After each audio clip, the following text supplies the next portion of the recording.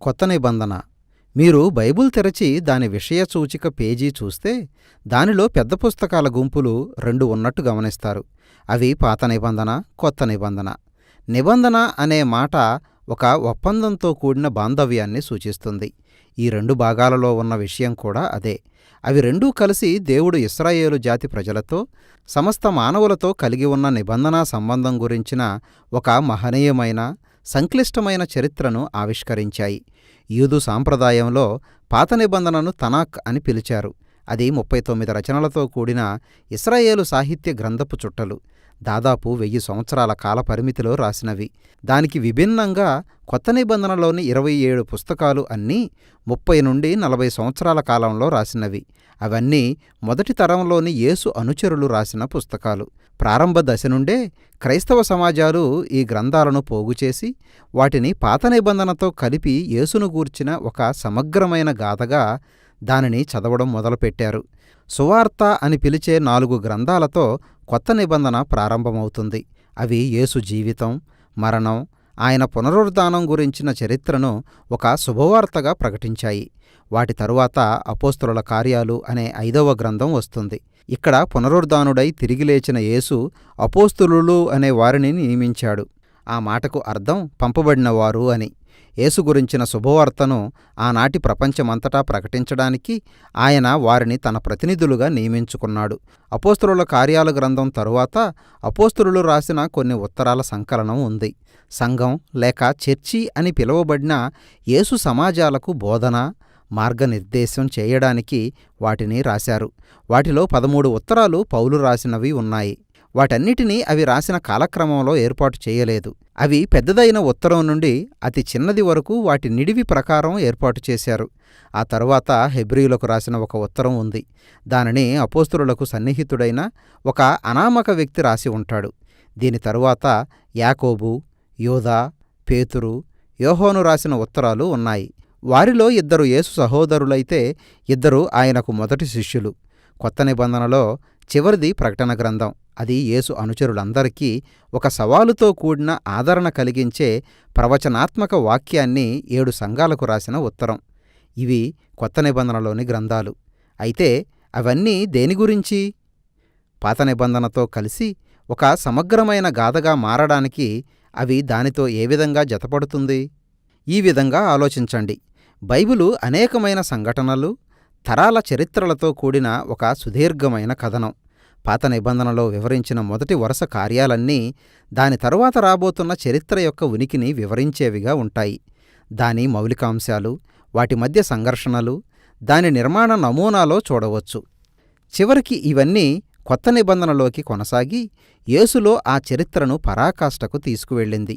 దీని గురించి మరింత వివరించనియండి. మొదటి రంగం అంతా దేవుని గురించి, సకల మానవాళి గురించి. దేవుడు మానవుల కోసం ఒక అద్భుతమైన తోటలాంటి దేవాలయాన్ని ఏర్పాటు చేశాడు. వారు ఈ లోకాన్ని ఏలడంలో దేవునితో భాగస్వాములుగా ఉండాలి. అయితే మానవులు బుద్ధిహీనులు. వారు ఒక చీకటి శోధనకు లొంగిపోయి దేవుని జ్ఞానంపై తిరుగుబాటు చేశారు. దానితో వారు బయట అరణ్యంలోకి నెట్టబడ్డారు.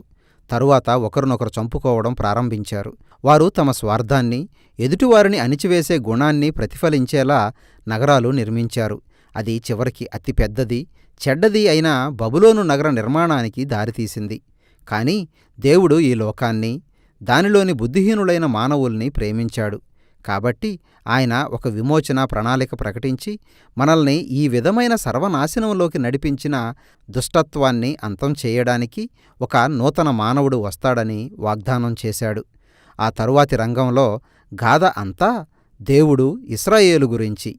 అది మొదటి రంగంలోని అంశాలను, నమూనాలను మరింత ముందుకు కొనసాగించింది. దేవుడు బబులోనులో నుండి ఒక కొత్త మానవాళిని ఒక మధురమైన తోటలాంటి ప్రాంతంలోకి పిలిచాడు. వారే అబ్రహాము, శారా. వారి సంతానమైన ఇశ్రాయేలీయులు.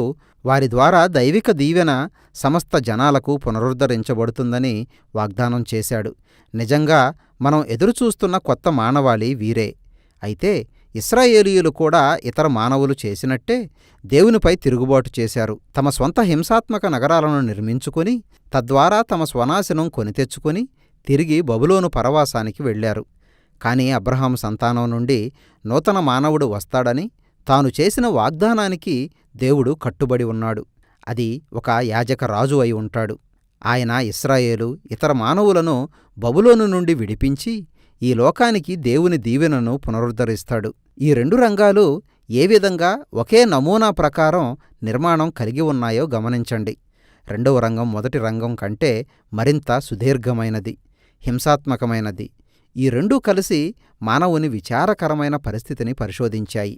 అయితే అవి తరువాతి రంగంలో మరింత విస్తృతంగా వెల్లడైన దేవుని వాగ్దానాన్ని వెలుగులోకి తెచ్చాయి. ఆ రంగమే పాత నిబంధన ప్రవచనాలు, కావ్య గ్రంథాలు, ప్రవక్తలు ఇశ్రాయేలుపై, సమస్త రాజ్యాలపై వారి దుష్టత్వం గురించి నేరారోపణ చేశాయి. యెహోవా దినం అనే రోజున తన లోకాన్ని బబులోను నుండి విడిపించడానికి దేవుడే స్వయంగా దిగివస్తాడని వారు ప్రకటించారు. ఆయన ఇశ్రాయేలు కోసం, సమస్త మానవుల కోసం ఒక సేవకునిలాగా శ్రమపడి చనిపోవడానికి వాగ్దానం చేయబడిన ఒక యాజక రాజు ద్వారా ఆ పని జరిగిస్తాడు. ఆ తరువాత ఆయన సకల రాజ్యాలకు రాజుగా హెచ్చించబడతాడు.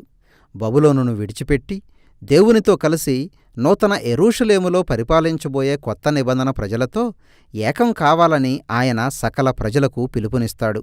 అంటే ఒక నూతన సృష్టిలో, ఈ విధంగా గాథలో మరొక నూతన రంగం ఉన్నదనే ఎదురుచూపులతో పాత నిబంధన ముగుస్తుంది. వీరు కొత్త నిబంధనలో ప్రవేశిస్తే అదే గాథ యేసులో కొనసాగించబడడం మీరు చూస్తారు. అదెలాగో ఇప్పుడు చూద్దాం. 4 సువార్తల వృత్తాంతాలు నజరేయుడైన యేసును ఈ లోక జాతులకు దేవుని దీవెనను పునరుద్ధరించే అబ్రహాము వాగ్దాన పుత్రుడుగా, దుష్టత్వాన్ని ఓడించి మానవాళిని దేవునితో జతపనివారిగా నిలిపే నూతన మానవుడుగా పరిచయం చేశాయి. ఆ విధంగా యేసు ఒక మానవుడిగా చిత్రీకరించబడ్డాడు. ఆయన దేవుడు వాగ్దానం చేసిన రాజ్యం రాబోతున్నదని ప్రకటిస్తూ సంచరించాడు. తానే ఇశ్రాయేలు యొక్క దైవికమైన రాజు అన్నట్టుగా ఆయన మాట్లాడాడు, ప్రవర్తించాడు. అయితే ఆయన తనను రాజు అని పిలుచుకోకుండా మనిషి కుమారుడు అని పిలుచుకున్నాడు. అంటే సేవకునిగా వ్యవహరించే ఒక మానవుడు. యేసులో ఇశ్రాయేలీయుల దేవుడు ఒక నమ్మకమైన ఇశ్రాయేలీయుడు అని, మనం వాస్తవంగా ఎలా జీవించాలో అలాంటి నిజమైన మానవుడుగా వచ్చాడని సువార్తలు ప్రకటించాయి. మానవాళి దుష్టత్వం వెనక దాగి ఉండి మనల్ని స్వార్థం, హింస, చావులకు ప్రేరేపిస్తున్న అసలైన అంధకార శక్తిని ఎదిరించి పోరాడటమే యేసు లక్ష్యం. అయితే అలాంటి దుష్టత్వాన్ని మనమెలా ఓడించగలం? దీనికి సువార్తలలో కనిపించే ఆశ్చర్యకరమైన జవాబు ఏమిటంటే, అది తనను చంపడానికి అనుమతించడం ద్వారా యేసు మన దుష్టత్వాన్ని జయించాడు. తన ప్రతికూల సింహాసనం అయిన శిలువ మీద మానవాళి దుష్టత్వం, పాపం కోసం యేసు చనిపోయాడు. అహింస, క్షమాపణ, త్యాగపూరితమైన ప్రేమ అనేవి ఈ విశ్వంలో అత్యంత శక్తివంతమైనవి అని తాను దేనినైతే బోధించాడో దానిని ఆ శిలువలో ఆయన జీవించి చూపాడు. నూతన మానవాళికి ఒక నమూనాగా ఆయన మరణం నుండి తిరిగి లేపబడ్డాడు. ఎందుకంటే ఈ లోకంపై దేవుని ప్రేమ దుష్టత్వం కంటే, మరణం కంటే బలమైనది కాబట్టి. దీనితో మనం అపోస్తలుల కార్యాలు గ్రంథంలోకి ప్రవేశిస్తాం. దేవుడు తన ఆత్మ ద్వారా యేసు శిష్యులను బలోపేతం చేసి వారి ద్వారా యేసు జీవాన్ని, ప్రేమను ఈ లోకానికి ప్రవేశింపజేశాడు. వారు ప్రజలను తమ పాతపురుషుణ్ణి విడిచిపెట్టి కొత్త మానవాళి అయిన యేసు బహుళ జాతి కుటుంబంలోకి రమ్మని ఆహ్వానించారు. ఇక్కడి నుండి అపోస్తలులు రాసిన ఉత్తరాలు గాథ గమనంలో ప్రవేశిస్తాయి. ఇవి ప్రారంభంలోని క్రైస్తవ సమాజాలకు అపోస్తలులు రాసిన ఉత్తరాలు. పునరుద్ధానుడైన రాజు యేసు గురించిన సువార్త మానవ చరిత్రను, మన జీవితాల్లోని ప్రతి రంగాన్ని ఏ విధంగా మారుస్తుందో అవి వివరించాయి. సువార్తను వివరించడంలో వారు పదే పదే పాత నిబంధన గాథలను, యేసు జీవిత గాథను జోడించి మాట్లాడారు.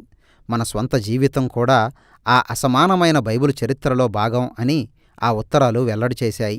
కాబట్టి సకల మానవాళి బబులోను చెరలో చిక్కుకుపోయి ఉండగా ఒక నూతన గృహాన్ని నిర్మించడానికి యేసు వచ్చాడు. మనమంతా స్వార్థం, పాపం అనే వివిధ రకాలైన ఐగుప్తు బానిసత్వంలో జీవిస్తున్నాం. అయితే మనలను విమోచించి వాగ్దాన దేశానికి నడిపించడానికి యేసు మన కోసం పస్కా పశువుగా మరణించాడు. మన పాత మానవుడు మరణం అనే మట్టిలో కలిసిపోవాల్సిందే. అయితే యేసు పునరుద్ధానం నూతన మానవాళికి ఒక కొత్త భవిష్యత్తుకు మార్గం తెరిచింది. మనం ప్రస్తుత దుష్టయుగంలో జీవిస్తున్నాం. కానీ యేసు ద్వారా, ఆత్మ ద్వారా ఒక కొత్త సృష్టి మన మధ్య ఇక్కడే, ఇప్పుడే ఒక్కసారిగా తెరుచుకుంది. ఇది మనల్ని బైబిలు గాథ అంతా శక్తివంతమైన పోలికలు, వర్ణనలతో ఒక్కచోటకు చేర్చిన ప్రకటన గ్రంథంలోకి నడిపిస్తుంది. ఈ లోకమంతటిపై దైవికమైన రాజుగా హెచ్చించబడిన ఒక వధించబడిన గొర్రెపిల్లగా యేసు దీనిలో వర్ణించబడ్డాడు. బబులోను చెర నుండి తన ప్రజలను ఆయన బయటికి నడిపిస్తున్నాడు. వారు బబులోను ప్రభావాన్ని ఎదిరిస్తూ ఉండగా వధించబడిన తమ నాయకునిలాగా వారు కూడా శ్రమలు పొందవలసి రావచ్చు. అయితే మనం తిరిగి లేచిన మన రాజును వెంబడిస్తే రాబోయే నూతన సృష్టిని మరణం సహితం అడ్డగించలేదు. అది ఇక్కడ ఒక నూతన యెరూషలేము తోట, దేవాలయంగా వర్ణించబడింది. మానవాళి యొక్క సుదీర్ఘమైన పరవాసం తరువాత అదే వారి నిజమైన గృహం. బైబిల్లోని చివరి పేజీలో పరలోకం, భూలోకం కలిసిపోయి బైబిలు మొదటి పేజీలో కనిపించే మానవుని నిజమైన బాధ్యతలను ఈ నూతన మానవాళి చేపడుతుంది. దేవుని ప్రేమ, ఆయన శక్తితో ఈ లోకాన్ని ఏలడమే ఆ బాధ్యత. కొత్త నిబంధన వివిధ రకాలైన రచనల అద్భుతమైన సంకలనం. తిరిగి లేచిన యేసు వైపుకు మనల్ని నడిపించే అపోస్తలుల సాక్ష్యానికి అవి ప్రాతినిధ్యం వహిస్తున్నాయి. దేవుని ఆత్మ ద్వారా ఈ మానవుల మాటలు మొదటి శతాబ్దం నుండి నేటి వరకు ఒక దైవికమైన నిరీక్షణ వాక్కులను పలుకుతూనే ఉన్నాయి. వీటిలో ప్రతి ఒక్క పుస్తకం దేవుడు యేసు ద్వారా, ఆత్మ ద్వారా మన ప్రపంచాన్ని నూతనపరచబడిన సృష్టిలో దాని అంతిమ లక్ష్యాన్ని కనపరుస్తుంది. కాబట్టి ఈ గాథ ముగింపు ఇంకా చెప్పడం మొదలు కాని మరొక నూతన గాథకు ప్రారంభం. ఇదే కొత్త నిబంధన సారాంశం.